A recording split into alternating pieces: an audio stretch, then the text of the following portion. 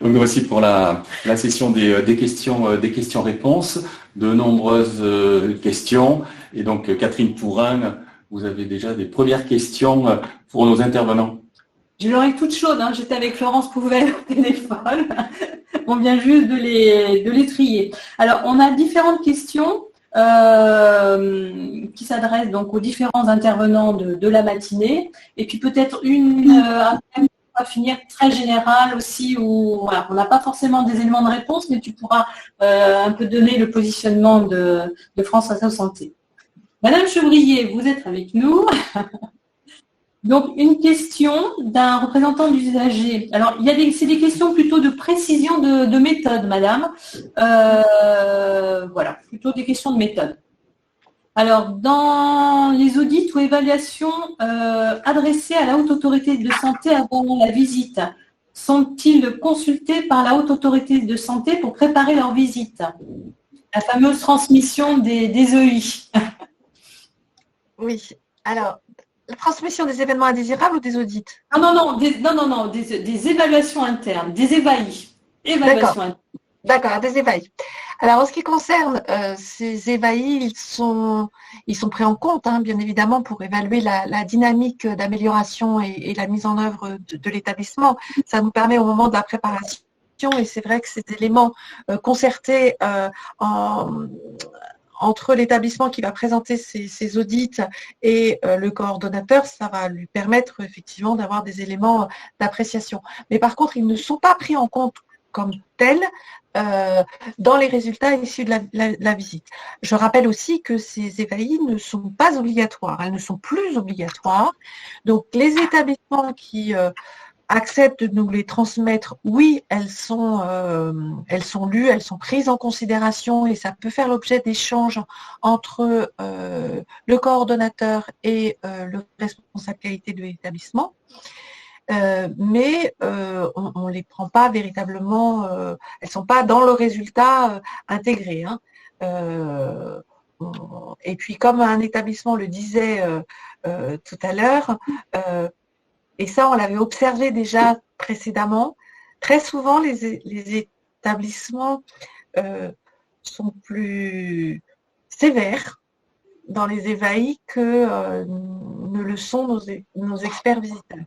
Par ailleurs, comme on n'a pas la possibilité de savoir véritablement en ce qui concerne le type de patient traceur et le nombre on a le nombre de traceurs, mais est-ce que ça couvre bien effectivement les propositions qu'on a faites sur la répartition?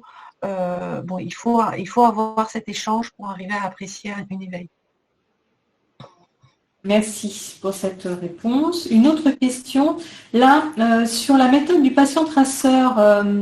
Il a été dit que la méthode patient-traceur avait évolué. Comment concrètement interrogez-vous les professionnels s'ils ne sont pas tous réunis dans une salle? Il me semble, Madame Chevrier, qu'il y a une confusion entre différentes méthodes traceuses. Oui. Au positionnement des professionnels individuellement ou collectivement. Pouvez-vous nous donner ces précisions? Alors, pour le patient-traceur, comment ça se passe? Première phase, l'expert va aller rencontrer l'interne ou le médecin qui est en salle pour consulter le dossier du patient. Et l'objectif là, c'est effectivement d'éviter, c'est-à-dire que d'être au courant de certaines problématiques ou gravité de prise en charge du patient pour que quand il va aller l'interroger, il puisse adapter ses questions en ce sens. Donc, premier temps. Deuxième temps, il rencontre en règle générale donc le patient. Ça dure entre 20 minutes, 30 minutes. Et puis après, il rencontre dans le service, c'est-à-dire ça peut être dans le poste de soins, il n'y a pas besoin de mobiliser une salle de réunion. Il va rencontrer directement les professionnels qui sont en capacité de présenter le dossier du patient, le dossier de soins. Donc, ça peut être l'interne, le médecin de salle s'il est là, l'infirmière et l'aide-soignante. Mais là, il n'y a pas de formalisme. Ça peut très très bien se faire soit dans un bureau disponible, soit dans le poste de soins. Il n'y a aucun souci. En ce qui concerne par contre le parcours traceur. Là, on demande en règle générale de ne pas être trop loin du terrain parce que en première instance, on a demandé de sélectionner environ 3 à 5 dossiers qui sont révélateurs du parcours que l'expert va évaluer et on demande là la présence des représentants des équipes qui ont participé à ce parcours. Donc là, on va avoir des représentants. Prenons l'exemple de quelqu'un qui a été admis, une personne âgée par exemple, pour une intervention d'orthopédie et qui a été après en post-opératoire prise en charge éventuellement dans un service de surveillance continue en hospitalisation en SSR. On va demander effectivement que l'ensemble des équipes de ces 4 services soient là, mais aussi les autres équipes qui participent, ça peut être l'assistante sociale, les kinésithérapeutes, la nutritionniste par exemple, le pharmacien bien évidemment. Donc là on se réunit en équipe et on va sur la base d'un dossier patient essayer de retracer ce parcours avec les différents acteurs qui ont participé à ce parcours. Encore une fois, par exemple, si on voit un parcours où habituellement il y a des dispositifs médicaux implantables qui sont posés et que sur cet exemple-là, eh bien, ce patient n'en a pas eu, on va passer à un autre dossier puis on reviendra à son dossier. L'objectif, c'est d'analyser sur la base de 5 représentatifs un parcours. Et en deuxième phase, l'expert va physiquement, alors accompagné d'une personne, c'est plus simple, mais tout là, on libère tout le monde, retracer physiquement le parcours du patient et le parcours des professionnels. Très bien. Je vous remercie de ces précisions, madame. 2 dernières questions pour vous, madame Chevrier, avec des réponses, si vous voulez bien, assez rapides pour laisser le temps aux autres de répondre. Une question sur les fiches anomalies. Ça peut exister. Donc, les fiches anomalies, sont-elles désormais communiquées aux établissements? Si oui, à quel moment? Oui, elles sont communiquées. Alors, soit effectivement, on ne l'a pas vu en dernier jour, donc on en discute dans les bilans du matin, mais elles sont communiquées avec le rapport de visite qui est communiqué en règle générale 15 jours après la visite aux établissements. Puisqu'ils ont la possibilité et on leur demande de rendre leurs observations sur ces fiches anomalies. C'est moi qui vous demandais une réponse brève, mais je m'aperçois, j'ai des souffles, peut-être c'est très technique. Alors, pouvez-vous rappeler ce que sont ces fiches anomalies, s'il vous plaît, madame? Alors, sur les critères impératifs, c'est des exigences tout à fait particulières avec des situations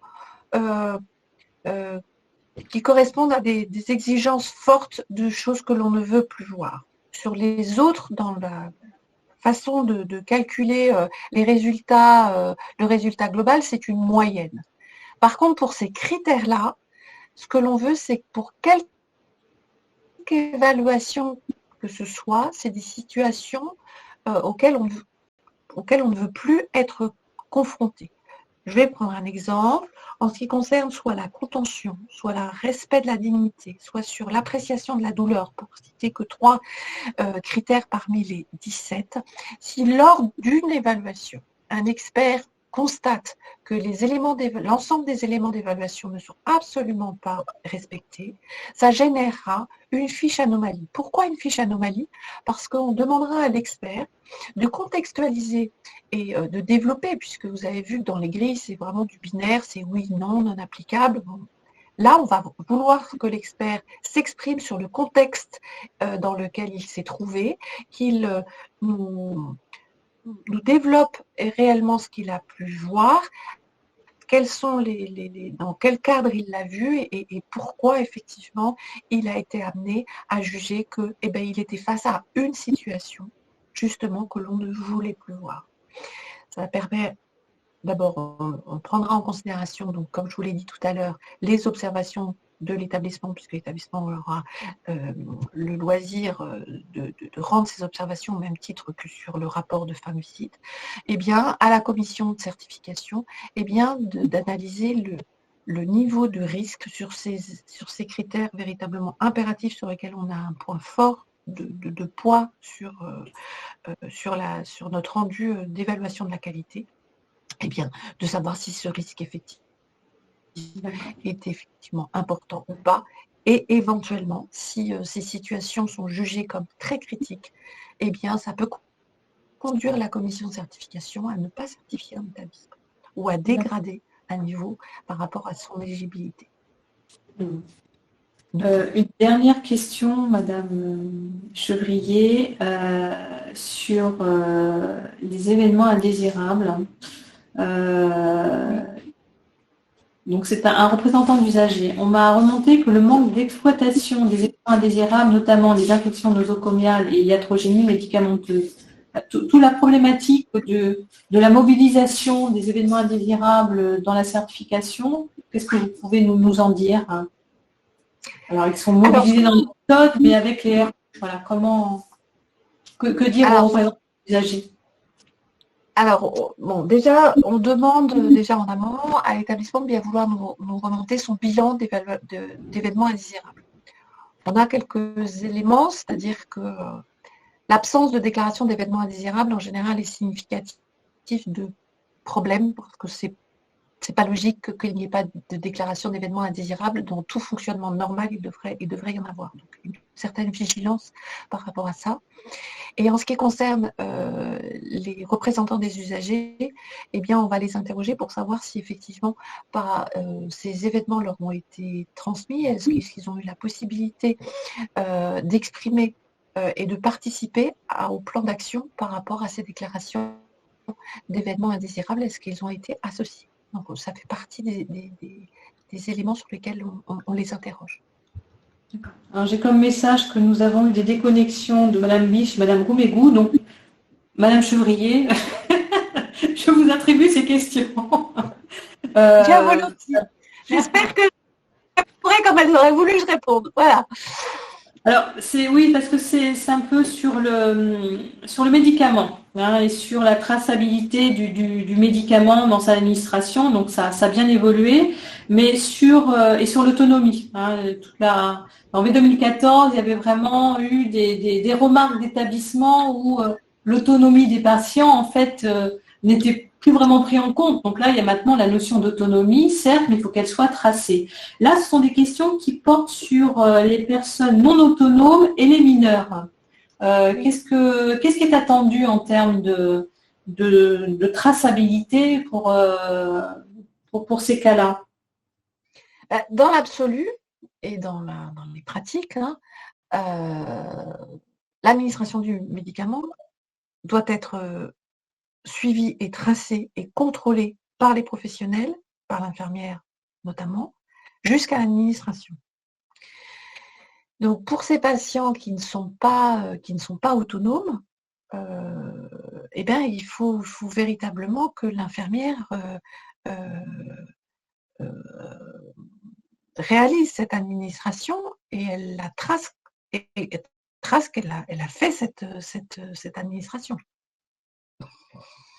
Des personnes qui ne sont pas autonomes, on ne veut plus voir des patients, des cupules de médicaments, de surcroît des blistérilisés, qui traînent sur une table je fais avec des patients de façon évidente qui ne sont pas autonomes et qui ne sont pas en capacité de comprendre quel est le traitement qu'ils doivent suivre et à quel moment ils doivent prendre ces médicaments, pourquoi sont-ils faits, etc. Merci de ces précisions, Madame Chevrier. Je vous libère. Des questions. Je reste avec vous. S'il y avait d'autres questions, n'hésitez pas. Bien des questions.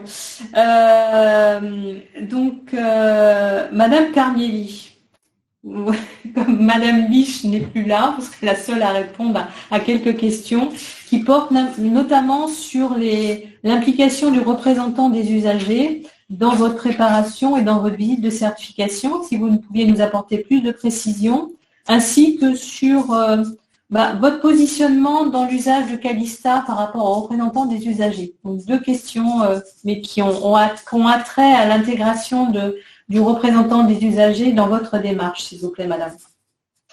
Alors, sur les représentants des usagers, je l'ai dit un petit peu tout à l'heure, essentiellement, ils ont été associés par le biais de la commission des usagers où ils siègent de façon régulière.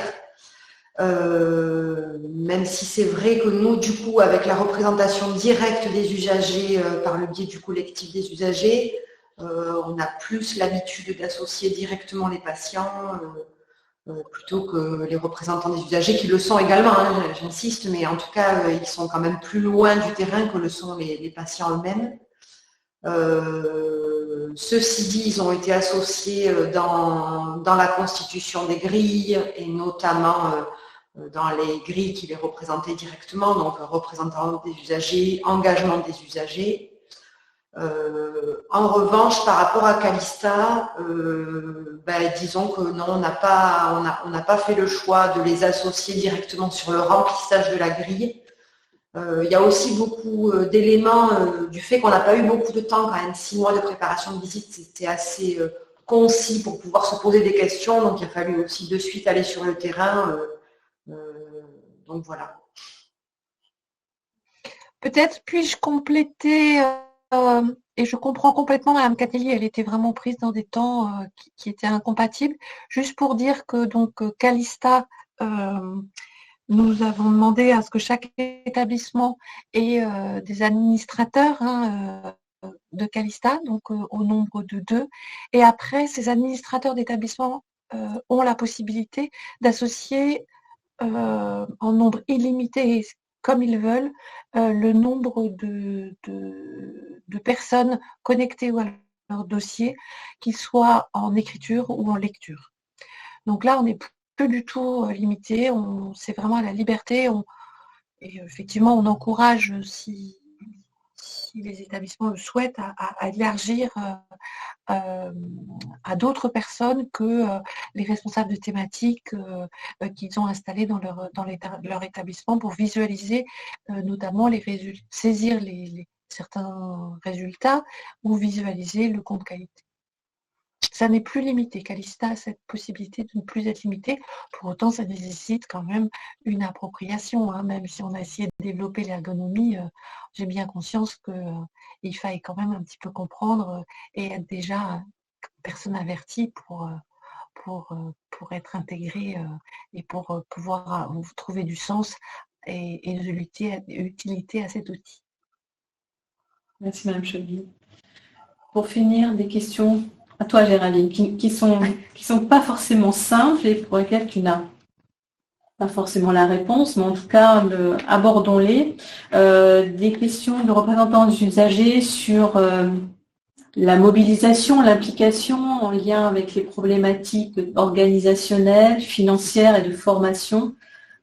Comment les RU, comment les usagers peuvent s'impliquer dans les établissements avec ces contraintes de temps, de financement, de déplacement et de formation. Je te laisserai peut-être donner certains éléments nationaux ou régionaux. Oui, en fait, donc pour avoir un peu suivi les questions qui sont arrivées, donc et ce qui a été dit d'ailleurs à notre table ronde, c'est trouver donc des forces vives et donc trouver des patients, des représentants des usagers qui puissent s'engager. La question qui se pose, c'est effectivement la question des représentants des usagers qui ont une activité professionnelle, comment pallier et compiler donc activité professionnelle d'un côté et la disponibilité qui peut être la leur pour participer à des réunions pour la commission des usagers, pour la gestion des projets, etc. Donc c'est une question qui effectivement est posée, donc sur laquelle je n'ai pas forcément effectivement d'éléments de réponse, puisqu'il n'y a pas de cadre législatif à proprement parler. À l'heure d'aujourd'hui, hormis le code du travail qui permet d'avoir un congé de représentation, mais avec certaines limites, comme des congés de représentation syndicale ou des congés aidants. Donc il y a la législation, mais qui fait partie du code du travail, et dans ces conditions, donc est-ce que c'est suffisant ou pas? Ça, c'est pas donc quelque chose sur lequel nous pouvons répondre. En revanche, donc également sur la question du défraiement ou de la participation financière, il y a des établissements qui peuvent également prendre en charge la participation financière, puisque c'est pareil. Donc, beaucoup de RU se déplacent et sont souvent d'ailleurs sur plusieurs établissements, avec quand même donc derrière aussi des possibilités donc effectivement de frais financiers, donc de temps, de disponibilité et bien sûr de frais financiers qui sont inhérents à leur déplacement d'un établissement à l'autre. Donc, certains établissements ont pris l'initiative justement d'accompagner aussi des possibilités de défraiement, donc des représentants des usagers pour participer et favoriser leur application dans l'établissement. Or, là-dessus, il n'y a pas non plus de règles, de normes, donc ça reste donc aussi à l'initiative des structures. Donc, voilà ce que je peux répondre en tout cas, mais sur cette partie-là. Quant à la formation, nous l'avons évoqué. Et donc c'est aussi une des missions, ce qui a été dit aussi donc par Patrick Charpentier, donc président de France Asso Santé Nouvelle-Aquitaine et qui est valable pour l'ensemble des délégations de France Asso Santé, c'est que la formation est au cœur des missions de France Asso Santé. C'est une des missions prioritaires avec celle de la formation, notamment les deux étant intimement liés. Et la montée en compétences est essentielle. Et sur ce point, donc il y a un programme de formation qui est proposé sur lesquels donc les RU peuvent s'appuyer. Et là-dessus, donc, nous travaillons à la fois avec les directions départementales de l'ARS pour les informer, puisque c'est elles qui ont la main donc, sur les arrêtés de désignation des RU dans les structures hospitalières. Et donc, nous travaillons pour leur donner le programme de formation qui est proposé et nous communiquons aussi auprès des associations et des représentants des usagers eux-mêmes lorsque nous pouvons avoir accès à leurs données. Dernière question, et ça complète un petit peu l'approche que tu viens de donner sur le positionnement de l'ARS notamment. Peut-on intégrer des représentants des usagers hors validation par l'ARS? Nous avons un turnover des RU et l'ARS n'a personne à nous proposer pour le moment. C'est vrai que c'est souvent une situation qui est évoquée par les établissements. Non, il ne peut pas y avoir, je dirais, de représentants des usagers si ceux-ci ne font pas partie, ne sont pas acteurs associatifs d'une association agréée. Donc l'agrément est la clé d'entrée. Et à partir de là, donc l'ARS ne peut pas faire appel à une association lambda pour avoir des représentants des usagers. L'agrément en santé, c'est aussi sa spécificité de pouvoir justement permettre aux associations qui ont un agrément santé d'avoir des représentants des usagers. Donc il faut que ce se passe par les associations qui soient agréées. C'est bien. Je pense qu'on a fait le tour des questions après ces différents groupements avec Florence Pouvel.